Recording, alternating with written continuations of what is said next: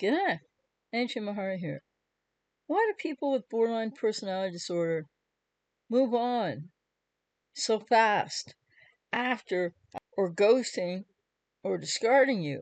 Or in many cases, not all, why are they monkey branching while they're still with you?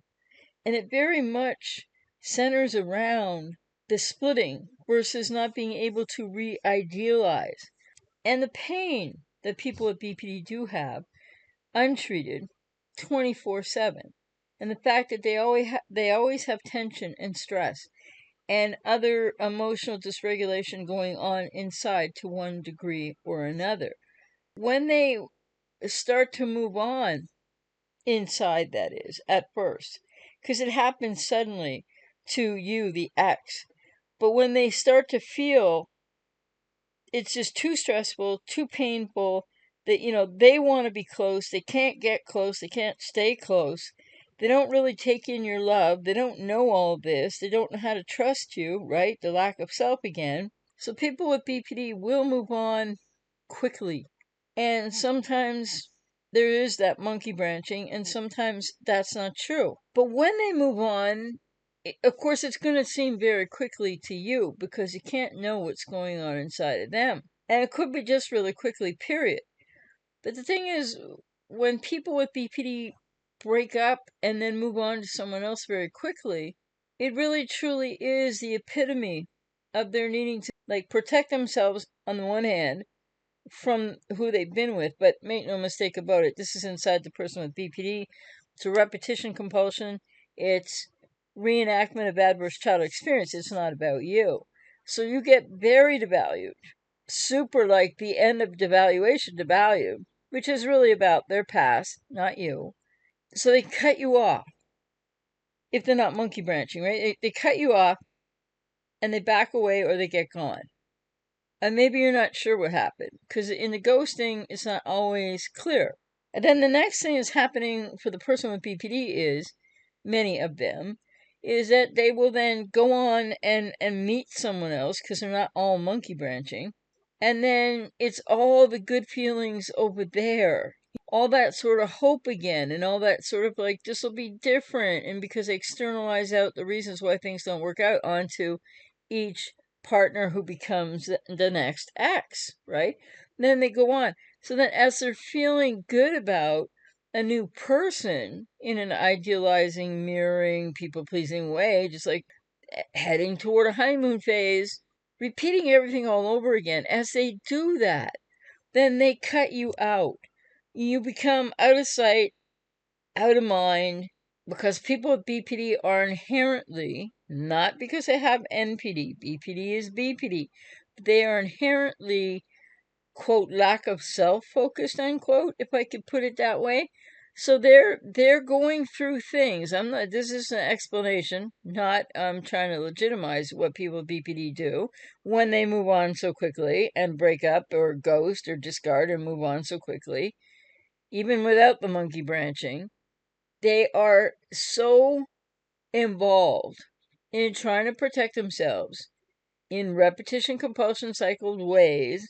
So what are they trying to protect themselves from? Not you, the partner or the ex, but how you come to represent the parent, the wounding parent. Because the person with BPD cannot regulate, cannot get out of the you're all good or you're all bad. So when you become all bad at a certain point in time, that all bad just sort of sticks. And there's no coming back to the middle, let alone all good. So you're in the all bad, which has nothing to do with you. It's about the person with BPD, their reenactment of adverse childhood experience, the repetition compulsion cycle. You're in the all bad, they ghost or discard, or whatever, however this ends, the BPD relationship breakup, and without they're not all monkey branching. I just want to say that again. So then they go on to the next person fairly quickly, yes, but that's because the next person they're going through the same phases that they always go through, people with BPD, especially untreated. The next phase for them is, oh, somebody new, because they externalize out their own issues. So it's not your fault that the ex left, ghosted, whatever. Now they go on to the next person and everything's feeling wonderful for them again. Like a little child, it's a new season at Disney World or Disneyland or something, and then they do block out exes or the previous relationship. And it does become an out of sight, out of mind, quote, reality, unquote, to the borderline because they've left you in the painted all black, very negative devaluation split.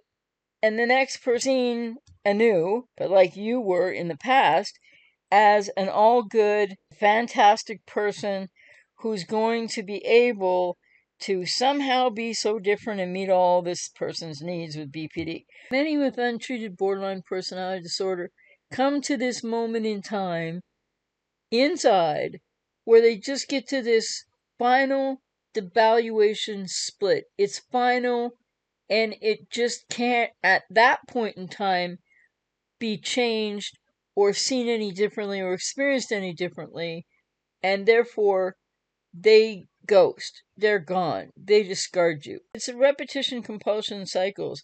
This is why people with BPD get gone so quickly. And is it as quickly inside of them as it looks to you? Like, because you might think everything's sort of okay, or you were just close, and then boom, they're gone. They've ghosted. You can't reach them. Oh, maybe they'll text you back once in a blue moon, but they're sort of in that phase of, finding somebody else. So they don't do, people with untreated BPD, and a lot of people with BPD, they don't do this, quote, properly or in a healthy way. But what's really important for you to remember, if you're an ex and you didn't break up with the person with BPD, but they ghosted you or took off or just and went with someone else. Well, sometimes it is the monkey branching, but it isn't always. But the bottom line is you just get so split. You get painted black, split totally. It's like there's this time of a devaluation in each person with BPD, especially untreated, there's a cycle of many devaluations that can still, they don't leave relationships. But then there comes this sort of like, the only words I can think of are sort of like a super devaluation where it just is everything and anything that they feel about the wounding parent, about what happened to them in childhood, which they don't understand, is what's driving them in the here and now. They think it's you, the ex. They think it's your fault, but it's not.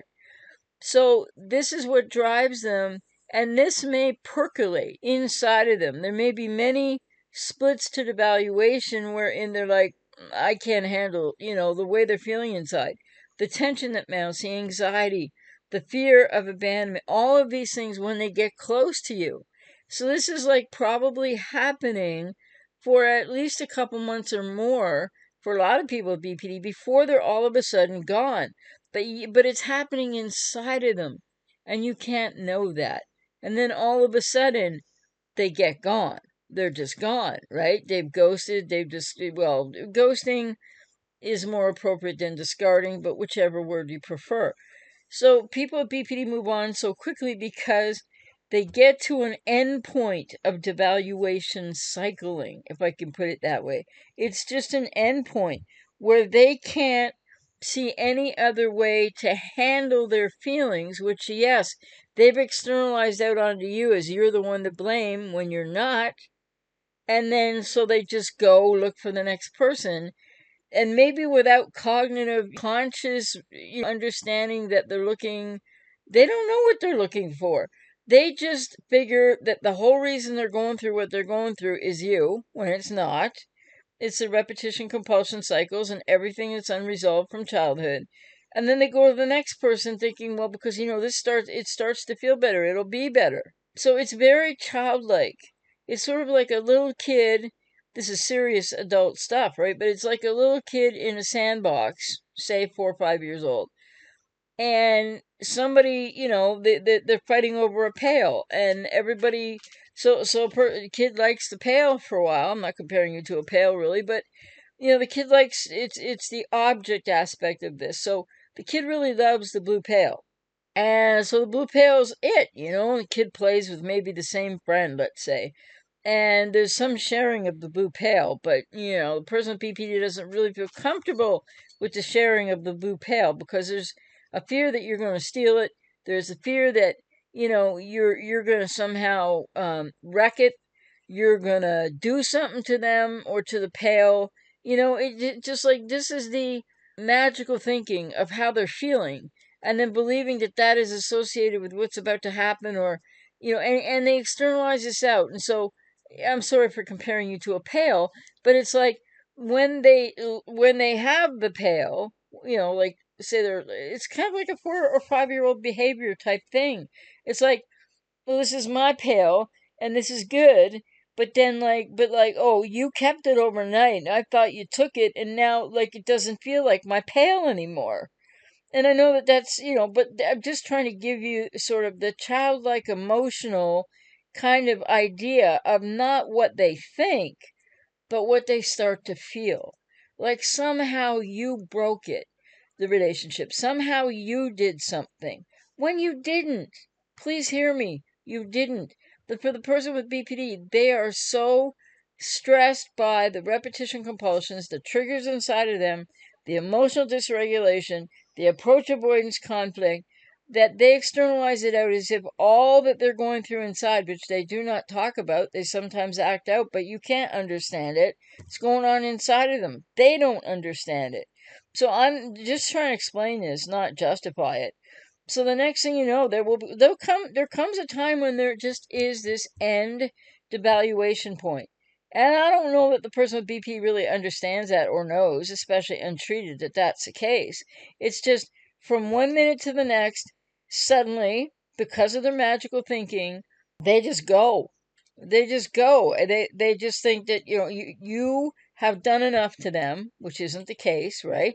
But they've been so triggered and trying to regulate so much inside that they can't, not understanding why they feel the way they feel, why they've had all the anxiety and all the other kind of feelings they've had going on, why the fear of abandonment builds.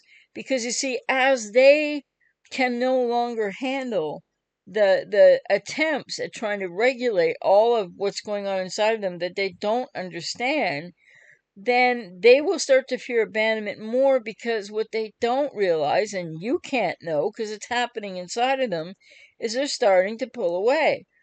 And this is a different kind of a pulling away. And it can happen quickly, or it can happen slowly inside the person with BPD, and you don't know anything about it. And then all of a sudden, there comes this like end split, super devaluation split that is so defensive that it is a cutoff. And it's like, they just can't handle it anymore, whatever that might be for each person with untreated BPD or not well enough treated BPD, or not, they haven't got into much therapy. It just is a breaking point in them where they just think you're the one you're the one causing how they feel, which you're not. And then, so they go on to the next person or meeting another person quickly soon after, if not monkey branching. And they're not always monkey branching. And then when they do that, everything feels so good with the new person, like it felt so good with you before. But again, they're in a repetition compulsion cycle. So this is how and why people with BPD leave relationships so quickly. And it's so quickly for you, but it could have been building inside of them for months or longer. And the other thing is that it is an out of sight, out of mind thing often. Now, this is while they're with the new person. But you see, then what accounts for Hoovers? And why do they want to come back to you? And what's all that about? Well, I'll talk about that more in podcast or videos or whatever. But the thing is, when they're with the new person, you're out of sight, out of mind, because you're totally painted black. So it's like, imagine the scene of everything you shared for them just fades to black. And now they're totally in the next, quote, relationship, situationship, and everything's going to be better over here. And then, it feels good. And they're in the beginning of the whole thing again. But what you need to clearly understand, because this really hurts, I mean, all of this reality hurts people so terribly. What you need to understand about this is they're going to have the same rupture. They're going to get to the same, they're going to go through the splitting. After the honeymoon phase, they're going to go to the devaluation, maybe micro splits, and then they're going to do more major devaluation splits. The same thing's going to happen to the next person. that happened with you, and I mean to you, not because of you, not because of the next person. And then they're going to get into this zone again, uh, where they're going to entirely get an end evaluation point split with the new person. Now, when that happens, sometimes they're going to hoover back toward you, or they might go forward to the next person.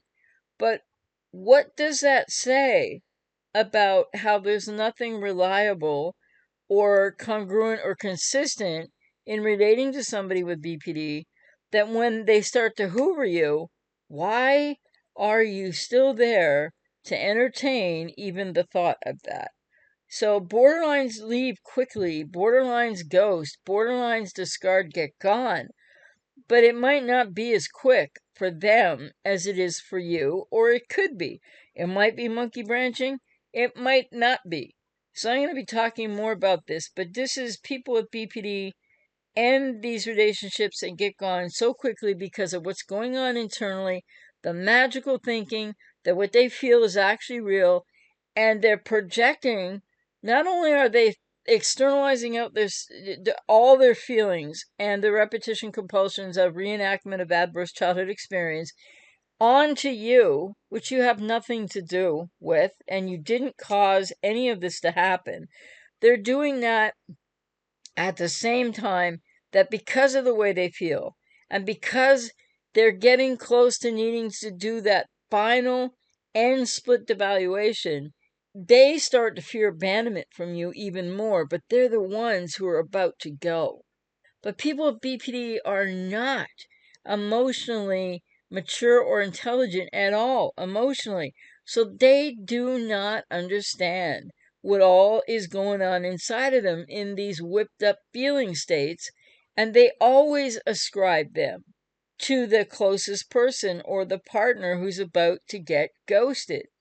So I hope this will help a little bit in trying to explain at least a beginning way for me to do this on this topic of how the borderline and why they just leave so quickly, and what it's kind of a little bit like for a lot of people with BPD, especially untreated, a little bit of a window into the inside of it. But what you need to take away from this, hopefully, or what I hope you can take away from this, is as much as you're hurting right now, depending where you're at when this happened, or if it's just happened to you, that you've just been ghosted, and you're trying to survive the BPD relationship breakup, but you might be in the middle and you're not sure if you're going to hear from them again, and all of that difficult stuff on top of everything. What you clearly need to know is you didn't do anything to cause this. These are the repetition compulsion cycles of reenacting adverse childhood experience internally inside people with BPD due to adverse childhood experience. It has nothing to do with you, except, of course, that it breaks your heart and that you don't understand it and that it puts you in a world of hurt.